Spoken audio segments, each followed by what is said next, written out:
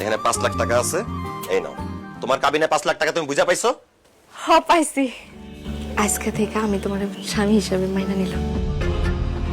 তোর মতো মেয়ের কাছে আমি কোনো আদর প্রেম ভালোবাসা চাই না, এমনকি আমি তোর মতো মেয়ের আমার বউ হিসাবেও মানি না। আমার বউ হিসেবে মানো না কেন? কারণ তোর তো স্বামীর দরকার নাই, তোর দরকার কাবিনের টাকা। দিয়ে দিলাম তোর কাবিনের টাকা, যা এখন কাবিনের টাকা নিয়ে থাক। কাবিনের টাকারে বল তোর খাওয়ান পরন দিতে, কাবিনের টাকারে বল তোর স্বামীর আদর সোহাগ দিতে। আমি যেহেতু তোর কাবিনের টাকা দিয়ে দিছি, আমি তোর লগে সংসার করবো না। বাইরে হ আমার বাড়ি থেকে। না না, এসব কথা কই না। আমি এই বাড়ি থেকে কোথাও যাবো না। হ্যাঁ আমার কাবিনের টাকা চাই, কিন্তু আমি আমি তোমার সাথে সংসারও করতে চাই। চুপ কর।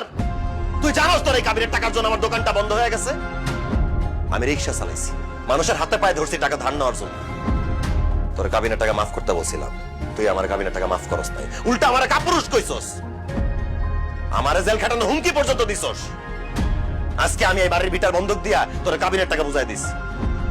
এত কিছুর পর তুই ভাবলি কিভাবে আমি তোর মতো মেয়ের সাথে সংসার করবো? ভালো ভালো এবার থেকে বাইরে যা, নাহলে আমি তোর ঘাট ধাক্কা দিয়ে বাইর করে দিব।